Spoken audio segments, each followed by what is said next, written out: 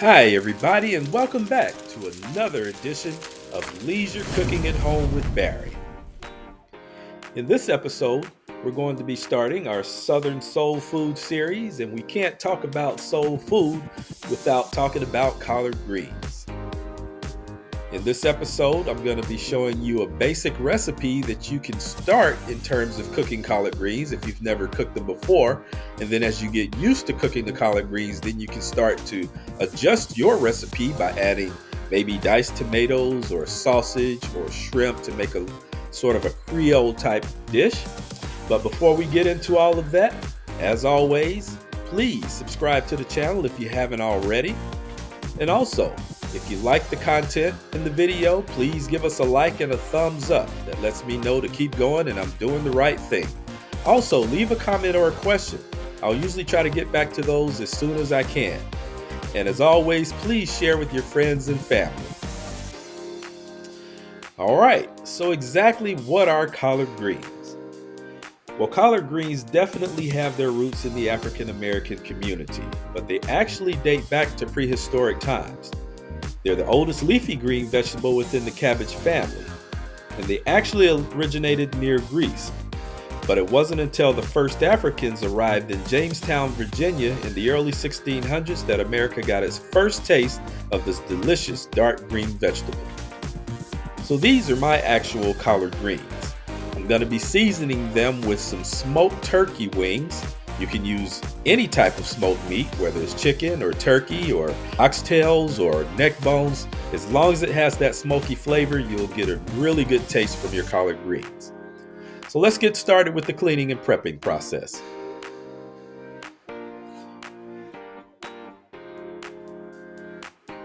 As you see, I have several bunches here. I like to clean my collard greens leaf by leaf. Some people will cut them first and then clean them after they're cut. But for me, I like to get a good look at the greens on both sides and clean off each leaf individually. And I do that by just running some water, taking the leaf itself, and just rubbing all over the leaf on the front and back. Sometimes you may find some dirt or grit there in the transportation process or in the processing process. And you want to make sure that you get all of that off of the leaf before you start to cut your greens.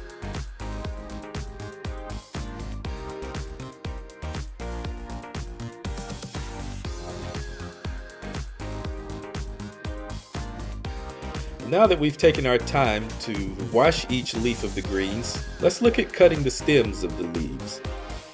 You'll notice at the bottom of each leaf there's a thick stem. And we're only going to cut part of it, maybe just a quarter of the stem of each leaf. And you can see right there what we want to cut. Now when cutting the stems, you have two options. And if this is your first time cooking collard greens or cutting stems, I suggest the second option. But for the first option, I just fold the leaf in half, take my small paring knife and very carefully cut just about a quarter of that stem.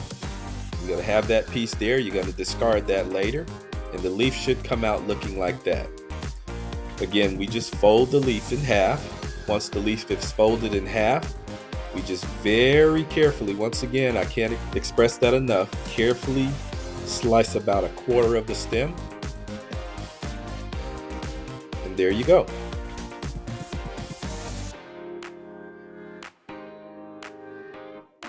Now for the second option, it's safer if you fold the leaf, place the whole folded leaf on your cutting board, and just slice down that stem.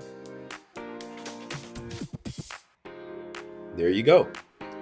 You have the same outcome.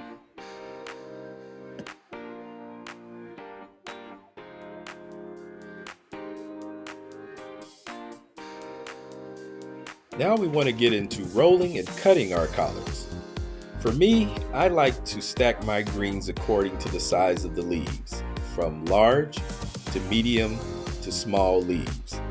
For me, it makes it a little easier if I'm cutting similar sized leaves rather than having small, medium, and large all mixed together.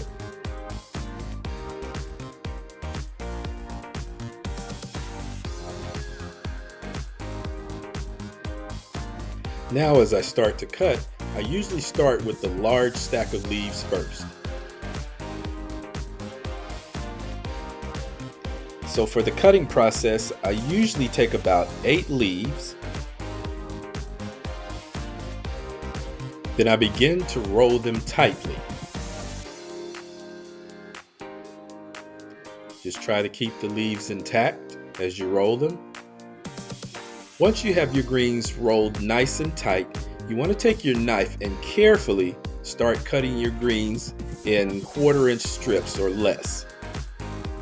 Again, because you want to keep your roll nice and tight, you want to be careful of your fingers as you're cutting the greens.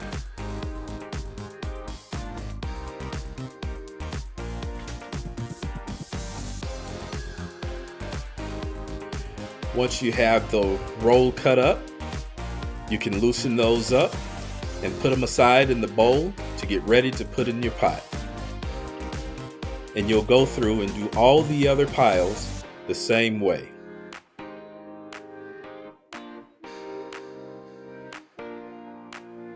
Now we want to start boiling our smoked meat.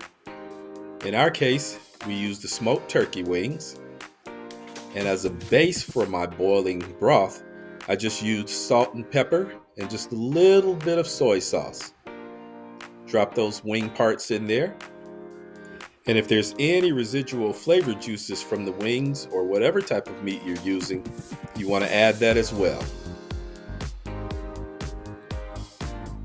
Now that my wings have reached a really good boiling point, you want to maintain that boil until the broth boils down and the meat becomes tender. Now this may take a while, but you want to boil your broth down to about 1/4 to 1/2 inch from the bottom of the pot. Then you'll know that you've cooked your meat well. And again, this may vary depending on what type of meat you use, but for my turkey wings, it boiled down just enough for the turkey wings to become nice and tender. Okay, now that we've allowed our broth and turkey wings to cook down until they're nice and tender, we're ready to start adding our greens. What you want to do is just add them a little at a time. Initially, it's going to seem as if there are more greens than you have space for in the pot, but that's okay. Just add them slowly. And as you can see here, I'm just using my fingers to press the greens down because they're still cool at this point as we're just adding them to the pot. But you can also use a spoon or something more solid to press the greens down as well. If you do find that there are too many greens for the pot that you have initially, just put in what you can, let those boil down just a little bit, and as they boil down, it'll actually create the space needed for you to add the rest of your greens. So don't worry about the pot being too full. As they cook down, space will be provided for you to add the rest of your collards. At this point, and as you can see here, the greens are probably about halfway done, and you can see it start to take on that signature dark green color. You can also notice that the greens have cooked down a bit. When they're completely done, you'll notice that your collards will have completely cooked down to the point of infusing themselves with all the flavorful juices at the bottom of the pot. You'll also notice that your turkey wings, or the smoked meat that you used, will have become even more tender through the cooking process. At this point, the greens should be tender, and I would advise taking a taste test just to see how tender your collards are. If they're not as tender as you'd like them to be, you can add just a pinch of baking soda, and that will help break down the fibers in your collards. But don't add the baking soda until you've tasted them and you determine the need is there. Now we're ready to start plating our final product. I usually use rice when I eat my collard greens. Sometimes I'll eat them alone, but in this case we're using rice. You just take your collard greens and plate those right over the rice. You can have your turkey or your smoked meat on the side.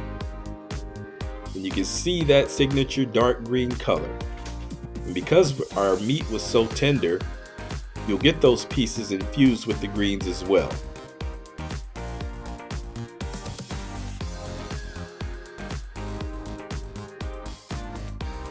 As I mentioned before, I like eating my collard greens with rice, but of course you can eat them just the way they're cooked by themselves.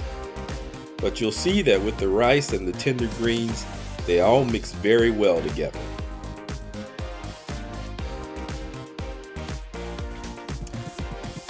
And there you have it, our Southern collard greens and our first installment of our Southern Soul Food series.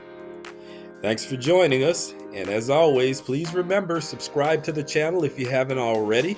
We like having new people come to our channel. And give us a like or a thumbs up if you like the content, and leave a comment or a question and I'll get back to you as soon as I can. And always share with your family and friends. We love sharing the love. Well, that's it for this edition of Leisure Cooking at Home with Barry. And keep checking back as I'll have more videos to come. See you soon.